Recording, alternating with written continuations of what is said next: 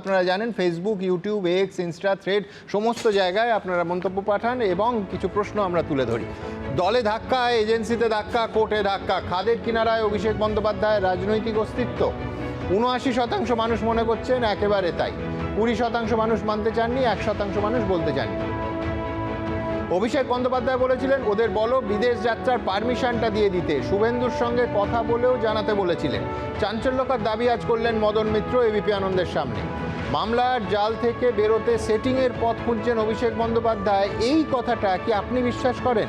৮১% মানুষ বলেছেন তারা বিশ্বাস করেন, ১৭% মানুষ বলেছেন তারা একেবারেই বিশ্বাস করেন না, ২% মানুষ বলতে চাননি। পরের প্রশ্ন, প্রায় ১৬টা মামলা আছে, কাল নোটিশ পাঠিয়ে হাজারে দিতে বললে কি করবেন? পর্যবেক্ষণ হাইকোর্টে। অভিষেক বন্দ্যোপাধ্যায় ফিরবেন না বলে সত্যি কি আশঙ্কা রয়েছে? ৯২% মানুষের আশঙ্কা রয়েছে, ৬% মানুষ নিশ্চিত যে অভিষেক বন্দ্যোপাধ্যায় ফিরবেন, বলতে চাননি ২%। সরাসরি মন্তব্যে আসবো। প্রাঞ্জল চক্রবর্তী বলছেন ১৫ বছরের তৃণমূল চিকিৎসা পরিষেবার কী হাল করেছে তার প্রমাণ অভিষেক বন্দ্যোপাধ্যায়ের বিদেশ যেতে চাওয়ার মরিয়া চেষ্টা।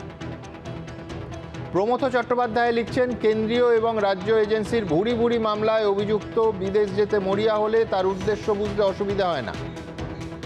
সোমেন দত্ত লিখছেন বিপাকে পড়লেই বিদেশে পালানো কি এক ধরনের ডায়মন্ড হারবার মডেল?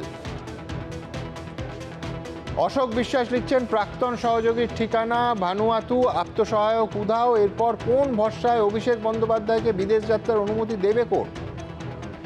সুরজিৎ রায় লিখছেন ক্ষমতা হাতছাড়া, রাস্তায় বেরোলে জনরোষ, দল ভেঙে চুরমার, কোর্টে ধাক্কা, এরপর আর দেশত্যাগী হওয়া ছাড়া উপায় কি?